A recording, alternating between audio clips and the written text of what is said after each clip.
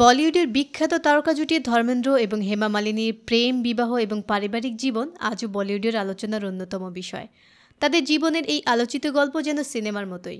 হেমা মালিনী তার আত্মজীবনী Hema Malini beyond the dream গার্লে তাদের প্রথম সাক্ষাতের কথা লিখেছেন। হেমা যখন স্টেজে ডাক পেয়ে লজ্জিতভাবে হাঁটছিলেন, তখন তিনি শুনতে পান ধর্মেন্দ্রজি পাঞ্জাবি ভাষায় শশী কাপুরকে বলছেন, মেয়েটি খুব সুন্দর। পরে রাজ কাপুরের ড্রিম গার্ল হিসেবে তাকে পরিচয় করানো হয়। 1970 সালে তুম হাসিন মে জওয়ান সিনেমা সেটেই প্রথম আনুষ্ঠানিকভাবে তাদের সাক্ষাৎ ঘটে। যদিও সেই সময় ধর্মেন্দ্র প্রকাশকরকে, যাকে তিনি 1957 সালে বিয়ে করেছিলেন, বিবাহিত ছিলেন এবং অভিনেতা সানি ও ববি দেওয়ালের বাবা ছিলেন। তবে হেমা মালিনীর সঙ্গে দেখা হওয়ার মুহূর্তেই সবকিছু বদলে যায়। ধর্মেন্দ্রকে প্রথম দেখার পরে তিনি বুঝে যান যে এমন মানুষ তার জীবনের জন্য প্রয়োজন।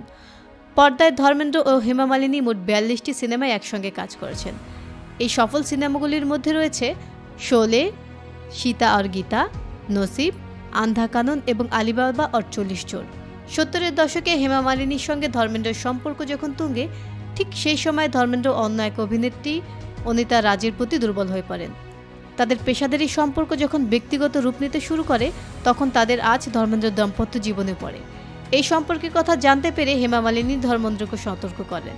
ধর্মেন্দ্র সতর্ক বার্তাটি বুঝতে পেরে অনিতার সঙ্গে দূরত্ব বজায় রাখেন এবং ধীরে ধীরে সেই সম্পর্ক শেষ হয়ে যায়। ধর্মেন্দ্র ও হেমা মালিনীর 5 বছরের প্রেমপর্বের পর অবশেষে 1979 সালে তারা বিবাহ বন্ধনে আবদ্ধ হন। হেমা স্পষ্ট করেছিলেন যে তিনি ধর্মেন্দ্রকে বিয়ে করলেও তার প্রথম পরিবারে কোনো বিঘ্ন ঘটাতে চাননি। তবে বিয়েতে বড় বিপত্তি আসে, কারণ ধর্মেন্দ্রের প্রথম স্ত্রী প্রকাশ বিচ্ছেদে রাজি ছিলেন না। হিন্দু বিবাহ আইন অনুযায়ী বৈধভাবে বিয়ে করা সম্ভব হচ্ছিল না। এই পরিস্থিতিতে সাহসী সিদ্ধান্ত নিয়ে ধর্মেন্দ্র ইসলাম ধর্ম গ্রহণ করেন এবং তার নতুন নাম দেওয়া হয় দিলওয়ার খান। হেমা মালিনী ধর্মান্তরিত হয়ে নাম নেন আয়েশা বিআর চক্রবর্তী। অত্যন্ত গোপনে মাত্র 2 জন সাক্ষীর উপস্থিতিতে তাদের এই বিয়ে সম্পন্ন হয়। পরবর্তীতে হেমার দক্ষিণ ভারতীয় পারিবারিক রীতি মেনে আয়েঙ্গের স্টাইলে প্রথাগত বিয়ে অনুষ্ঠানও হয়। এই দম্পতির 2টি কন্যা সন্তান রয়েছে।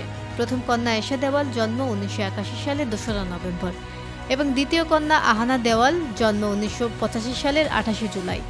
ধর্মেন্দ্রর প্রথম স্ত্রী প্রকাশকর 1981 সালে স্টার ডাস্টকে দেওয়া এক সাক্ষাৎকারে হেমা মালিনীকে কখনোই দোষারোপ করেননি। তিনি বলেছিলেন, কেবল আমার স্বামী কেন, যে কোনো পুরুষই হেমাকে পছন্দ করতেন। প্রকাশকর ধর্মেন্দ্র সম্পর্কে বলেছিলেন যে তিনি হয়তো সেরা স্বামী নন, তবে নিঃসন্দেহে সেরা পিতা এবং সন্তানরা তাকে খুব ভালোবাসে।